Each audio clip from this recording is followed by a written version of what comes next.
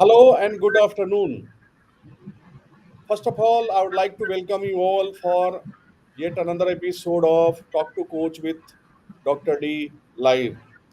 And I would like to welcome all our viewers who are listening live on our social media platform of Universal Coaching Federation on LinkedIn, on Facebook page, and YouTube. Thank you very much for all supporting us and asking wonderful question.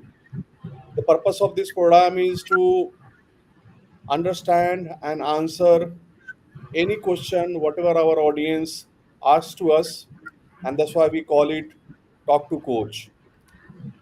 Here today we have another coach, Sweta Iyer. Sweta is a life and career coach. Welcome, Sweta, for our Talk to Coach. So Thank you, sir. Thank you, Dr. D. thank you, you are most welcome. So Sweta, today we are going to talk about relationship, but I would like to focus today's relationship in corporate. I defined relationship as the relationship you have with yourself, and the second relationship what you have with any other people in your life, and that person can be in office, in corporate, or in our society, or in our family or relation. So in our other episodes, we have already talked about the people, the relationship in our society and in our life. Today we will talk about relationship with the people in the organization where we work, where we give majority of our time, and majority of our audience are from the corporate background who are listening our Talk to Coach show. So I thought having this discussion on relationship in corporate. The work culture, what we talk about in the organization, is nothing but how people are having relation with one another, irrespective of their position, profile, levels, hierarchy in the organization. If you have a better organizational work culture, it means peoples are better related with each other. Peoples are adding value to the life of one another. Peoples are collaborating together for a better result. Research says it is not the high performer in the organization, but it is the effort of collaborating teamwork which delivers the best result for the organization to take the organization to the next level of growth and success.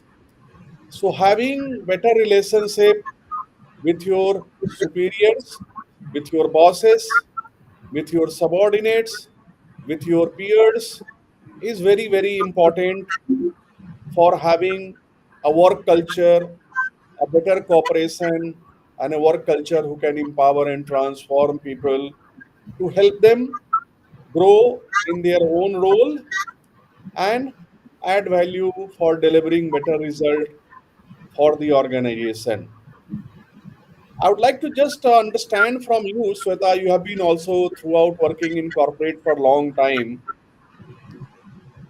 Would you like to share some of your thoughts and experiences, how work culture, how relationship with the people to people in an organization, in a team? Nowadays, we work in a team. We have to have a better relation with the people who are working with. We have to have a better relation with our subordinates. We need to have a better relation with our bosses. How this can all add value, and how, as a coach, we can help people creating better relationship with one another to deliver best result for the organization. Yeah, Yes, Dr. D. So this is actually a very important topic because uh, most of us are who are working in corporate. We don't understand that the relationships that we have within the organization, they have so much of an impact on our day-to-day life. Apart from family, that is where we spend most of our time. Office, whether it is going physically to an office or working remotely, it doesn't matter. That takes up like half of our day, and we put in a lot of effort, a lot of hard work and skills and talents into creating a career for ourselves and growing into that career, charting out a goal, charting out some sort of a career path for all of us. So it's very important to have those positive and fulfilling relationships with our colleagues, peers, subordinates, as well as bosses. So it's very difficult to, gauge for every individual that the kind of relationships that will happen are different. But uh, main thing is that uh, the kind of interaction that we have within a team or even in other teams who collaborate with us, that type of collaboration, the type of interaction that we have, the kind of communication we have with them, that majorly affects how we feel about an entire organization. So, if we are continuously in a very passive aggressive state of sending emails and communication, it creates a very negative impression about that organization. Maybe it's just one or two individuals, but right, still end up thinking that no, this work is not working out for me. So it's always best to have a very healthy conversation and not keep anything piled up inside. If there is something which is not working out for you, something that has impacted you in some way, it's best to get it clarified. Have a very clear, open communication. Even as a manager, talking to your subordinates and making sure that they are uh, fully aware of what expectations have been set, what their KPIs are, and what kind of uh, career they are charting out for themselves. A manager needs to be aware of that. A right, manager needs to be like a bridge between the senior management and the CEO and their team who is reporting to them. Because if you are in that manager, middle management position, there are a lot of people who are looking up to you.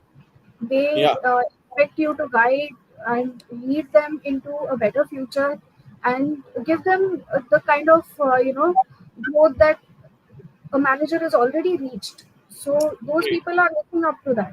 And right, hence, it is very important to make sure that you are a people's manager as well as an organization manager. It's a tightrope walk, but it is essential to maintain that in order to create a very healthy and positive environment for everyone concerned. right. Very good. I think whatever you say makes a great sense, Sweta. Like, while coaching people, corporate leaders in various organizations, uh, I always see people having difficulty in managing the people, and they are not having, or they are not able to create better relationship with those people. See, in an organization, it is the people who deliver the result. It doesn't matter how world class your company is there, how world class your processes are there, systems are there, facilities are there, products are there, services are there. But if the peoples are not motivated, then delivering the exceptional result is impossible. Of course, you will able to deliver the result what is required as per the budget or as per the plan. But if you want to do exceptionally best, you have to have a pretty more motivated people who is ready to deliver the result, who works from their own passion. And that I always see the people who are not able to get motivated by any reason, they are not able to contribute. And as a business leader, as a manager in the organization, it is the responsibility of the manager or the leader to create such an environment where people should feel respected and empowered. true. Unless you have a relationship with the people better way, they are not going to feel respected and empowered. Creating such a responsibility is the responsibility of the leader itself. And if you are not able to create that kind of possibility, then as a leader, you are not able to produce the result. Because by being a hard taskmaster, you will able to manage the work for a couple of weeks, for a couple of months, not for the entire year. In order to have a sustained development and growth in the organization, it is very important that you should have better relation with the people in your organization to deliver the better result.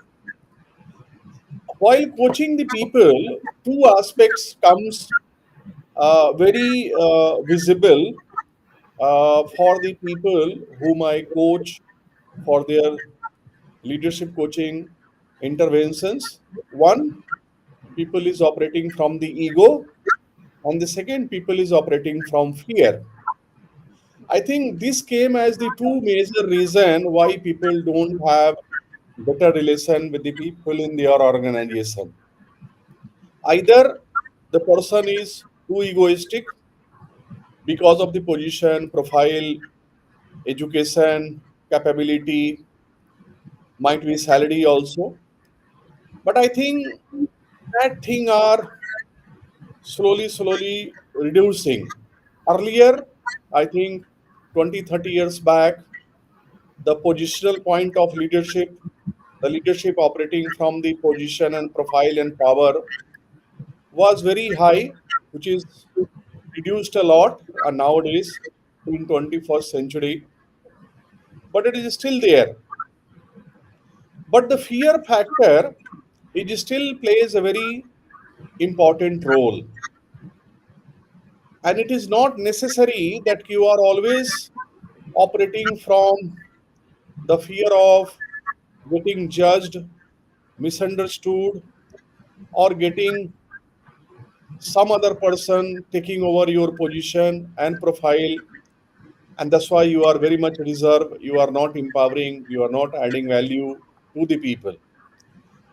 So these two things has to be taken care of, and there can be different reason for having the ego and fear with the people in the organization who are not able to create better relationship with the people in their team, in their organization, in the business as a whole.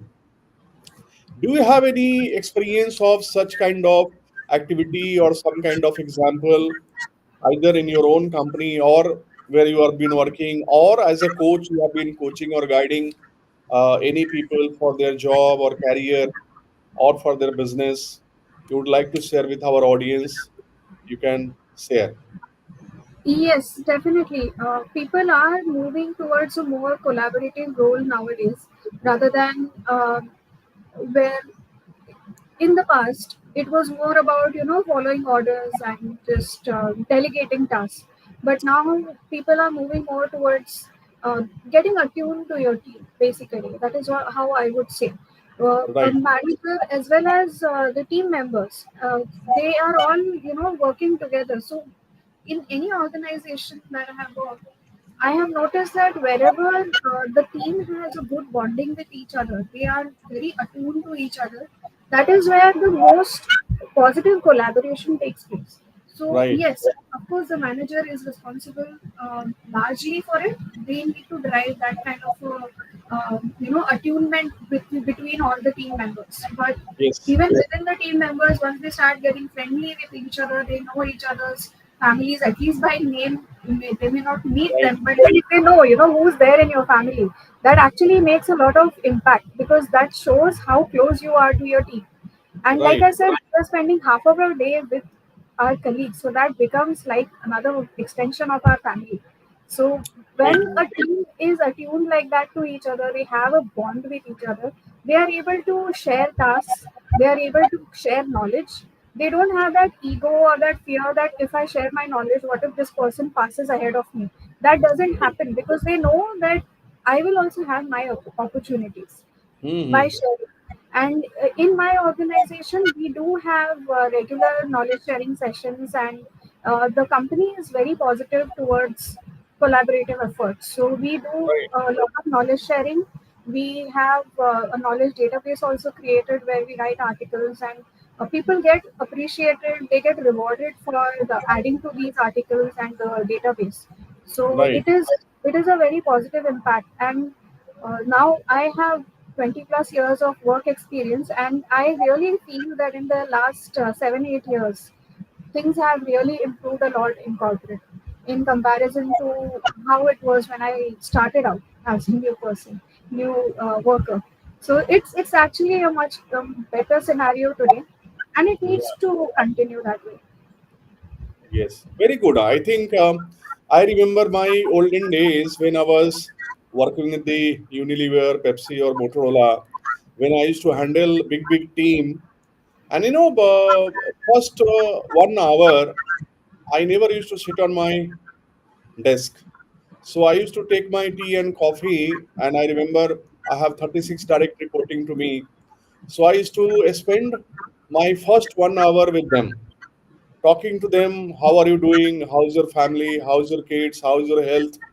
And literally, I know everything about those the people who are working with me, what is going in their family, what is going with their kids' education, who is doing healthy, who is sick, everything I know. And people used to feel so much of motivated in the work, you cannot imagine. And I all the people, appreciate you yeah. 100%. And the people now I coach, I always say that we are very busy, yeah. Like, in our day-to-day work, the moment you start opening your laptop and PC, you will find a lot of mails and a lot of action is required to be done. But first 1 hour, we should be able to give to our people, to our seniors, subordinates, all the people. It is not necessary only you are talking to your subordinates. You need to talk to your seniors also. You need to talk to your peers also, and you can give time to creating a better relation. And you will able to find it out. The productivity is started increasing from the day you will have better relation with the people. I always say there is only two way to influence people to do better job. Either you can add value to their life, or you can resolve their life and business problem. As a manager, as a leader, we should be adding value to the people's life. We should be able to resolve their challenges and problem, if any they are facing in their life, in their job, in their career, in their business, in the relation. And as a result, you are able to create a remarkable relationship, extraordinary relationship, which I called, with the people in your organization, with your peers, with your seniors, with your subordinates. And that is going to make you a good to great leader. And that is the quality of a leader. One of the person who is working as a CEO in a big company, now he is part of our coach certification program. He was sharing one day the he about his experience. He when he used to be the factory head of one of the big plant, all the 3,000 people he used to remember by name. Wow. Remarkable, like So Yes. yes, he used to say that I used to remember the name of my 3,000 people. I know them. And that was a really surprising, and it was a great experience for me also to understand that he, as a leader, when you start having the relationship with the people like that, you remember their name, and 1,000, 2,000, 3,000 people. That's a great way of empowering and transforming people. Truly, that's actually really amazing how he managed that. Yes, yes, yes. That is the way, he was sharing his experience, and that was really remarkable. I know I appreciated that. In our this show, we take always one question, and today question is also Sweta very remarkable. One of our viewer. He's our Indian viewer, and he always appreciate our Talk to Coach show. And he has written that he has he's written, in fact, a very big mail, and having in my iPad, like it's he has written that uh, recently he has joined as a director in one of the company, and the role, whatever he is playing, is very fantastic role. The position and profile is very good, and he is reporting to his senior vice president. So the boss is the VP, and he is reporting to him. Um, Fortunately or unfortunately, experience why he is 2 years more experienced than his VP. So he was saying that by experience, I am more experienced because I'm changing my role. I'm coming from a different city and relocating to a different city and place. Earlier, he used to work in USA. Now he is relocated to India, and now he has to look for the job and opportunity. So he joined an organization. Organization is very good, but the role he has joined is also a director position. It's not a school position, but the VP he is reporting is slightly less experienced than him. 2 years of experience is not a very big experience when you talk about 20 plus years of experience. Somebody is 20, somebody is 22, doesn't make big difference. But the question he is asking, from the day I joined in the organization, uh, uh, up to my joining, things was okay. But when I started interacting with my VP on a day-to-day work, and my responsibility and my accountability for my personal performance and for my team, somewhere my VP is not behaving me in a better way. I think he is feeling insecure. He might feel that I'm here to might be able to replace him, but that is not the kind of any doubt or any confusion I have in my mind. And he asked me how I should create a better relationship with my boss, which is the VP. And I think it's a very important question. Uh, and this is not his question. I have thousands of the example like this while coaching the people in the big corporate. This is a special case where he is having a little bit more experience than his boss. But even doesn't matter. Even he is not experienced, he is equally experienced, or he is having 2 years lesser experience. That doesn't make the situation different. Lot of bosses, lot of people, even at the very senior level, they have a strange relation with their immediate subordinate, who might be a director or a vice president itself. See, the answer, again, I say, I was just discussing, there is only two reasons. Anybody who is not able to have a better behavior with you is either ego or fear. So the person feels that I am the boss and you have the better experience. So sometime in conversation also, you are a capable person, so you are able to have a better conversation with him. Might be sometime the logicals are better answered and the problems and challenges are solved better by you. Sometime you are able to outperform. The way he is expected might be better than that. This might be creating a little bit of fear in his mind. And he might be feeling that, okay, you are having better experience because of certain situation and circumstances.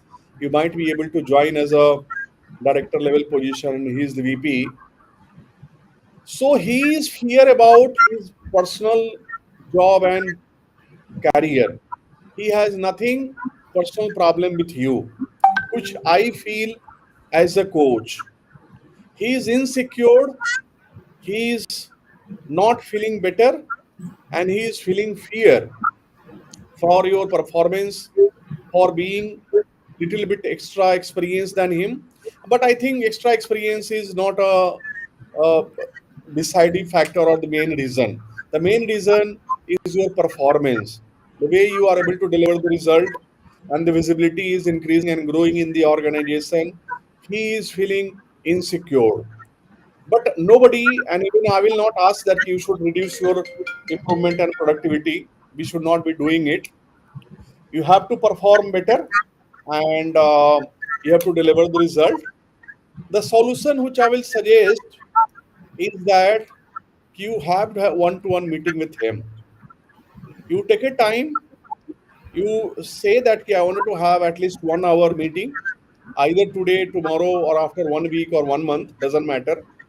But you just find it out a good, handsome 40 minutes of time, half an hour time, 1 hour time, and you talk to him.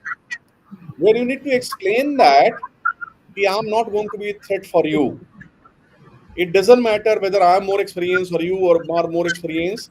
It is both of us, me and you, has to deliver the better result for the organization.